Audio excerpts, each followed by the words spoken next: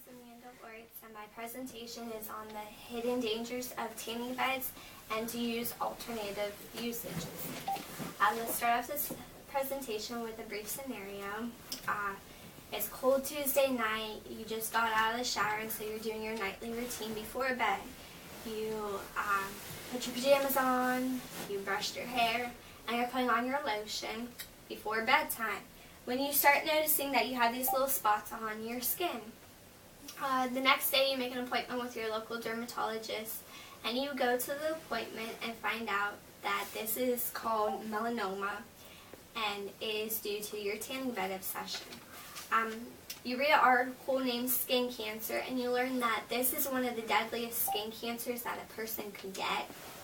And another article that you read, Tanning, states that 8,650 people die a year because of this form of cancer.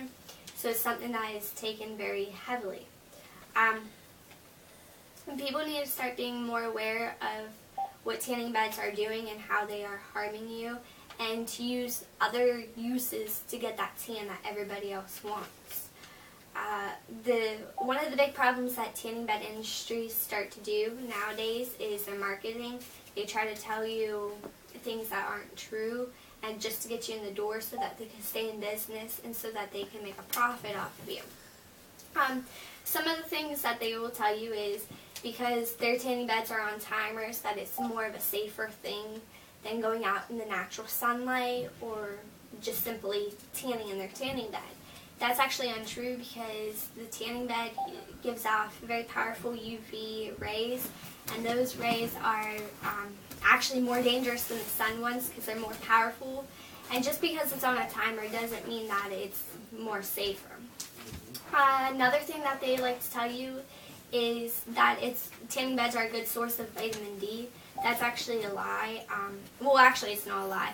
You do get vitamin D from it, but there is other ways that you can get vitamin D, and it's more of a safer way than affecting your body in a harmful way.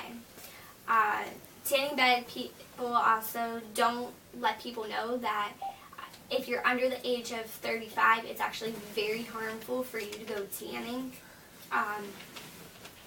It harms your skin a lot. The Skin Care Foundation states that for just using the tanning bed one time, you raise your chance 74% to getting melanoma cancer compared to somebody that has never used a tanning bed once in their life. In the long run, all tanning beds really do is they harm your skin, they age you, they make you all wrinkly, which is actually the opposite reason of why you use the tanning bed. You use the tanning bed to make yourself feel prettier, get your self-esteem, make yourself look younger, when in reality, all it's really doing in the long run is making you wrinkly and old looking, what you don't want. That is also something that could lead into plastic surgery, cosmetic surgery. That's something that's also really risky, but a lot of people don't want the wrinkles that cause the tanning bed, so they don't get plastic surgery. That's something that's costly, and it leads into other types of dangers. Now everybody does want a healthier, younger looking body, but how do you get that tan still? Well, there's some alternatives.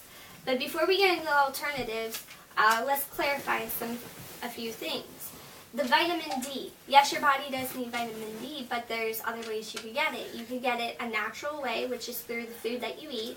Some of the foods that have it is yogurt, milk, orange juice, and salmon. If you don't know other foods that contain the vitamin D, you could always go online and find other sources. And if your body is still not getting enough vitamin D after your diet, then what you can do is take vitamin D supplements, which is like a little vitamin that you get from the pharmacy. Then after that is something that's not going to harm your body. Another way of getting that tan that you want is through the natural tanning, through the sunlight. It is still producing the UV rays, but it's not nearly as dangerous. WebMD produces a really good article on if you do want to tan through the sun, There's ways to help protect your skin by actually applying your sunscreen on the correct way. Most people don't know how. And they also give you good times that the sun isn't going to harm your skin as much as other times. Now, if you still want your tan skin, some alternatives that you could do is, a few of them, is Trudy Schreiber produced an article of 4 alternatives to using a tanning bed to make your skin naturally glowy. One of them is by using the Jergens lotion. It's a lotion that has bronzer in it. It's just like your normal lotion that you would have been putting on any other time to moisturize your skin. It's still producing the moisturizer, it's giving you a bronzer skin, it's safe, and it's not really costly at all. The second one, like I've already said, second one is your spray tan. Spray tans are not as bad as tanning beds. They cost a lot less. You only have to use one application, whereas a tanning bed you have to keep going and going and going to produce that tan that you want. Whereas a spray tan, you use it one time, it's cheaper in the long run, and it produces the tan that you want. Next one, like I've already stated, is the natural sun. The natural sun, if you use WebMD's page and you go and you look how to do it naturally, it's another way that you could get your natural suntan that you've been wanting. The last one is a girl's favorite, cosmetics. What girl don't like cosmetics? And half the time girls take on their makeup anyways. So this is a good way of putting on bronzer, and now you get to control your own tan. You get to control how much makeup puts on. So every day you can control your own tanning. It's something that is naturally done, that you naturally do every day. So why not use it then? People are trying to find the cure to cancer. They don't have the cure yet, but they do have ways that you could prevent cancer. So why wouldn't you take up prevention compared to something that you don't even have a solution for?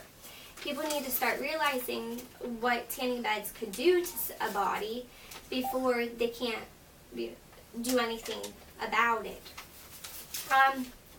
People need to take action. They need to not be one of those 8,650 people and be themselves and take a stand against tanning beds and let their body live on without the cancer. That's the end of my presentation. Thank you for listening.